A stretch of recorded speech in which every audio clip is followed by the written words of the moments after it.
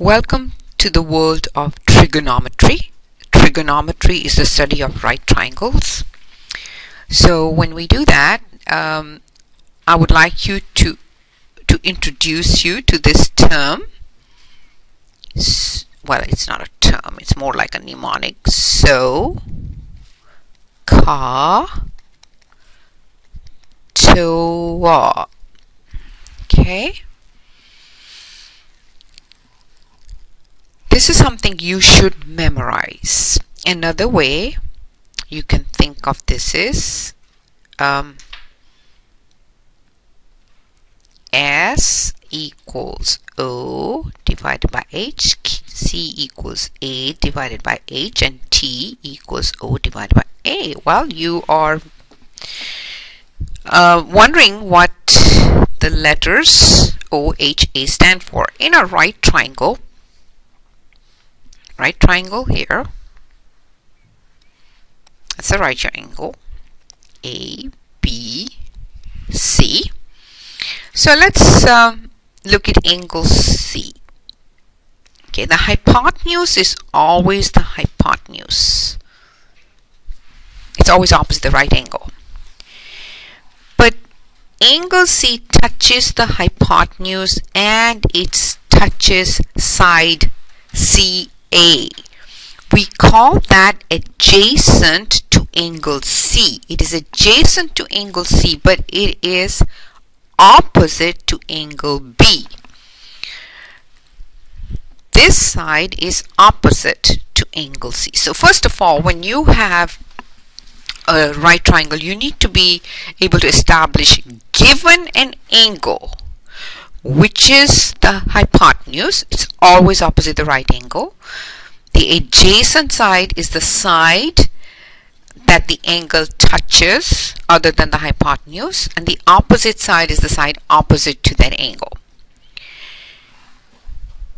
Sine, cosine, and tangent. So let's write that down.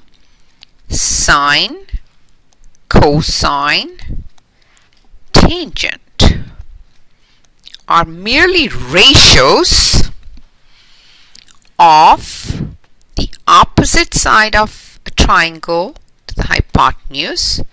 Cosine is the adjacent side over the hypotenuse, and tangent is the ratio of the opposite side to an adjacent.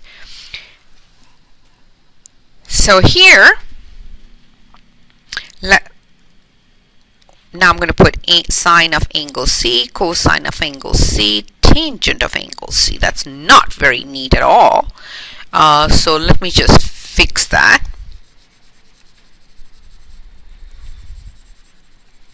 So let me rewrite that. Tangent of angle C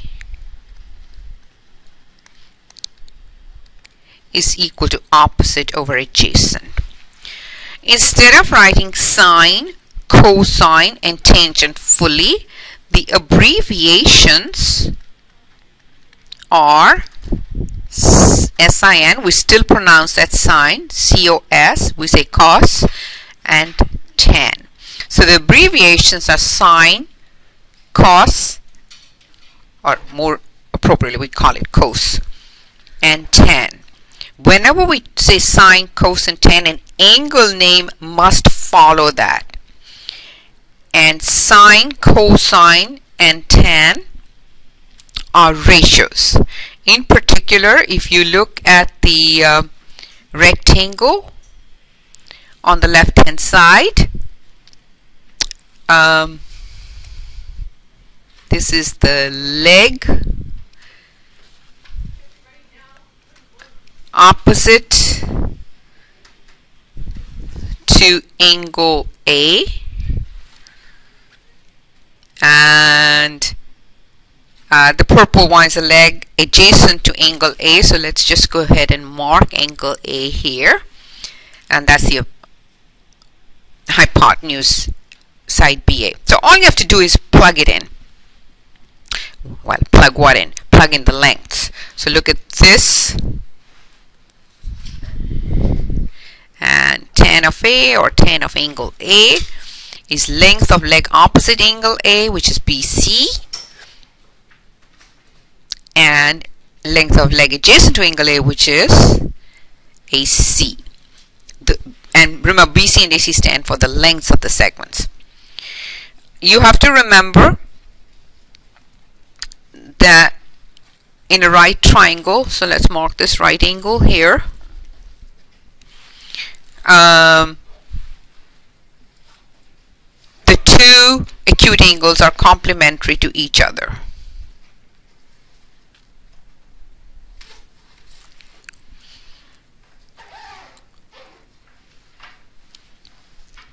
Let's make up an example. So let's use some of the Pythagorean triples we know. So I'm going to do that here. And this is called this X, Y, and Z. In a triangle, we always find the sine, cosine, and tangent of one of the acute angles. So let's just choose X. And we will use a Pythagorean triple for the side lengths of this triangle, and we will see what the ratios are. So if I want the trig ratios for X, the side opposite to X is 12, and the side adjacent to angle X, which is not the hypotenuse, is 5. So this is